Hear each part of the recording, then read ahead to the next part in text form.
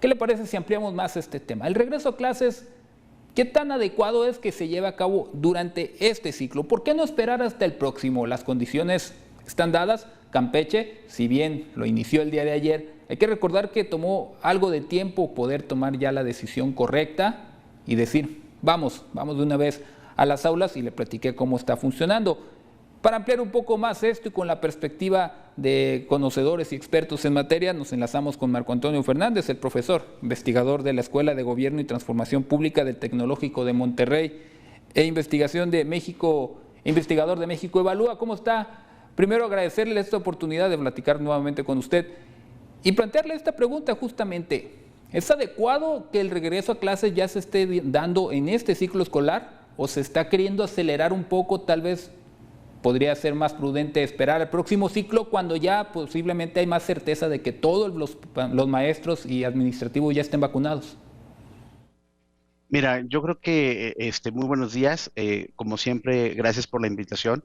Me parece que es una noticia buena para el país que hay que tomar con cautela para ver de qué manera se hace este regreso paulatino, escalonado a las clases presenciales. Como bien apuntas y lo decían tus reporteros, el día de ayer poco más de 5,900 alumnos de 137 planteles en Campeche comenzaron este regreso presencial, insisto, que es poco a poco, de manera escalonada. No es que todas las escuelas, no es que toda la población de dichas escuelas regresara de manera simultánea a las escuelas.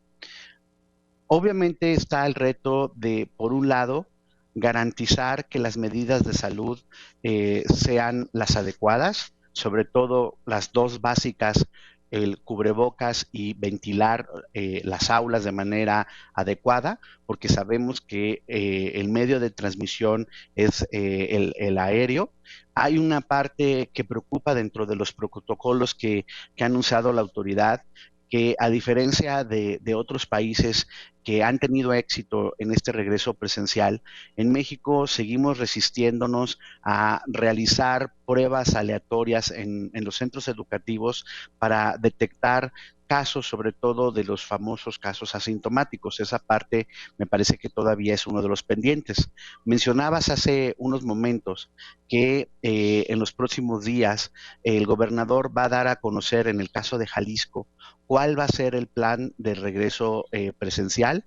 Todavía le falta porque, bueno, la próxima semana se hace la vacunación del personal docente y administrativo de los centros escolares en la entidad, y después han anunciado que se tiene que esperar por lo menos 2 semanas para la generación de los anticuerpos, y entonces vendría el regreso. Pero en ese anuncio uno estará pendiente de ver si por fin, a diferencia de lo que ha pasado con la autoridad federal, Jalisco sí pone a consideración de la sociedad una ruta educativa. Es decir, para las mamás y los papás, para los docentes que nos están viendo, ellos saben que en estos momentos, ya después a prácticamente 1 año y semanas de clases a la distancia, lamentablemente los jóvenes, las niñas y niños no han aprendido todo lo que tenían que aprender. Por el otro lado, tenemos un número que no sabemos con precisión de chicas, chicos que lamentablemente han abandonado la escuela. Sabemos que hay un problema emocional. Ahí nosotros en la Escuela de Gobierno del TEC, junto con Reforma, en noviembre dimos cuenta de una encuesta precisamente entre mamás y papás de escuelas públicas en el país, en donde el 70% de ellos reportaba que veían algún tipo de afectación emocional entre sus hijas y entre sus hijos. Ok, dado estos problemas, ¿cuál va a ser la ruta que plantea las autoridades en los estados, por ejemplo Jalisco en este anuncio que dé, para, por un lado, sí vamos a capacitar a los docentes sí o sí para que ayuden a la contención emocional? ¿Cómo vamos a hacer una evaluación diagnóstica para saber el grado de afectación en los aprendizajes? ¿Cuáles son las estadísticas de abandono escolar en los diferentes niveles educativos de la entidad?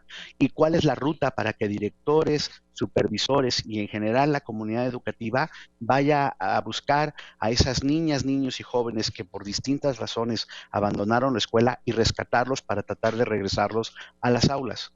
cuáles van a ser los aspectos de monitoreo en los distintos centros escolares para precisamente activar, en caso de que llegue a haber algún caso de infección, los protocolos de notificación a las comunidades, etcétera, etcétera, para salvaguardar, obviamente, la salud de las comunidades educativas.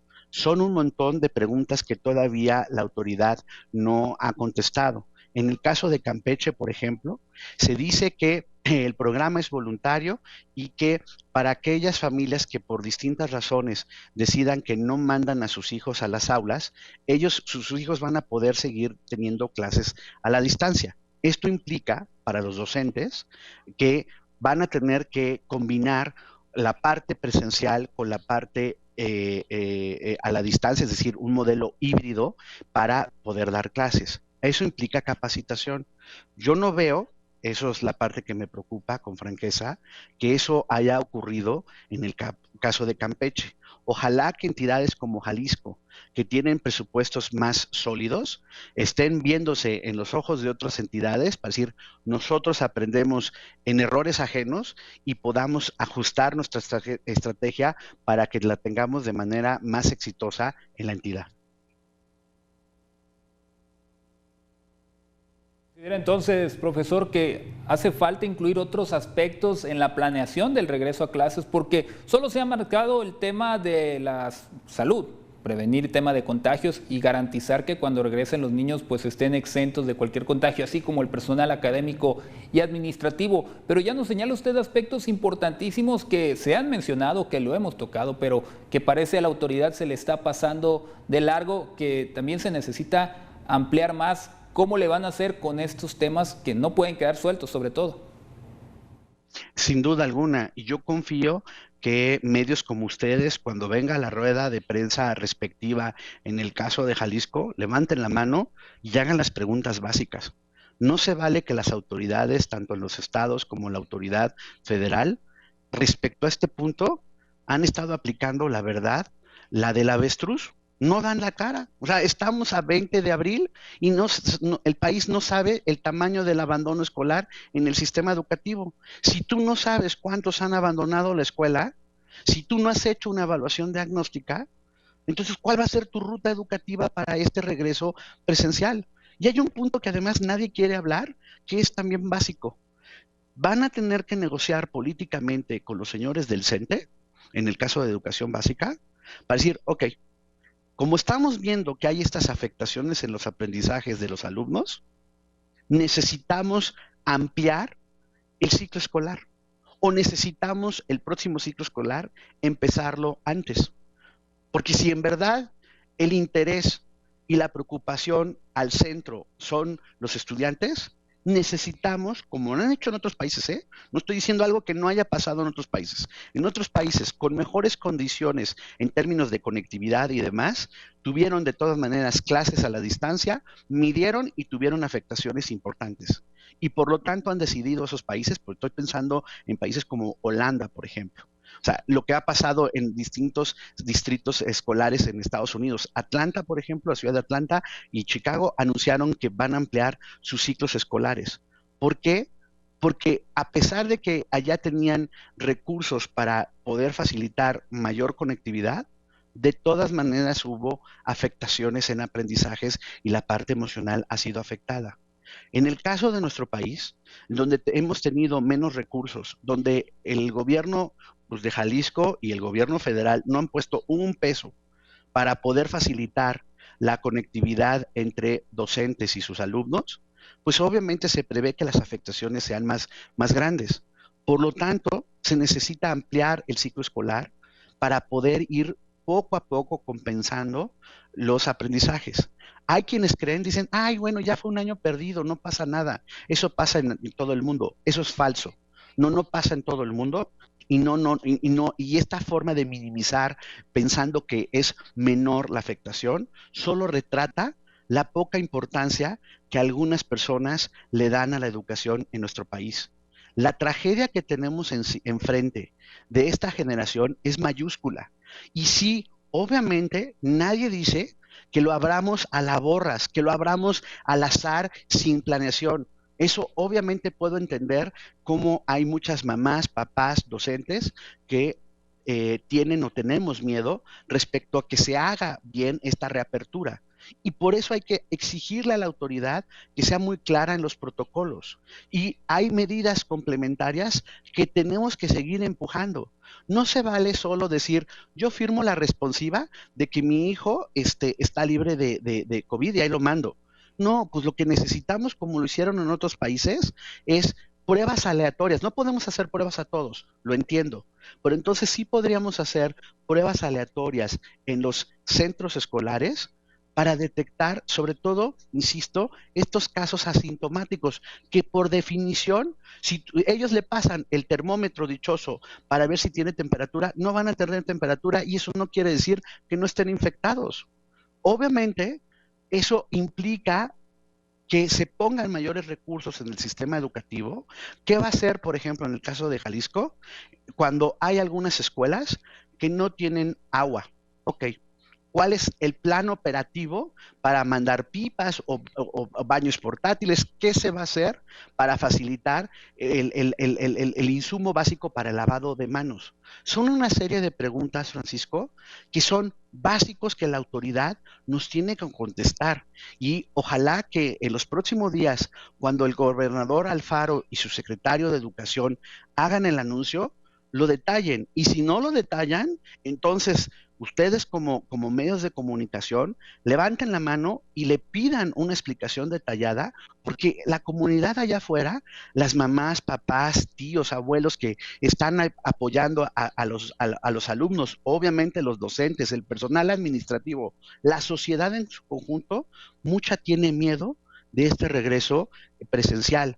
Y obviamente hay que generar las condiciones para ganarse la confianza y operar adecuadamente, insisto, este regreso que tiene que ser paulatino, escalonado y que va a ser en ese sentido poco a poco. Ya se está viniendo encima el término del ciclo escolar, al menos si no modifican la fecha del mismo. Eso no implica que decir, no, bueno, pues ya ni modo, mejor vamos hasta el siguiente. No, en verdad sí tenemos que tomarnos en serio el tamaño de las afectaciones que los estudiantes están sufriendo en estos momentos y encontrar una manera adecuada, insisto, no así de manera al azar, implementándolo, perdón la expresión, con las patas. No, lo tenemos que hacer de manera adecuada, porque si no lo hacemos, inmediatamente eso va a generar una pérdida absoluta de por sí, con la poca confianza que hay, pues no habría ya nada y una resistencia mayúscula a el próximo ciclo escolar de tenerlo de manera presencial. Por eso es tan importante que este operativo que se esté haciendo en las próximas semanas se haga de manera adecuada. Profesor, nos deja sobre todo la sugerencia que vamos a tomar para llevar a cabo este cuestionamiento y me parece válido en todas las entidades para cuando los gobiernos estatales presenten sus estrategias, conocer los aspectos importantes que usted nos acaba de marcar. Muchas gracias por ello, muchas gracias por habernos acompañado, esperando tener otras ocasiones de poder platicar con usted y que nos comparta su perspectiva en nuestros temas de educación. Que tenga un excelente martes, muchas gracias. Igualmente, muy buena semana.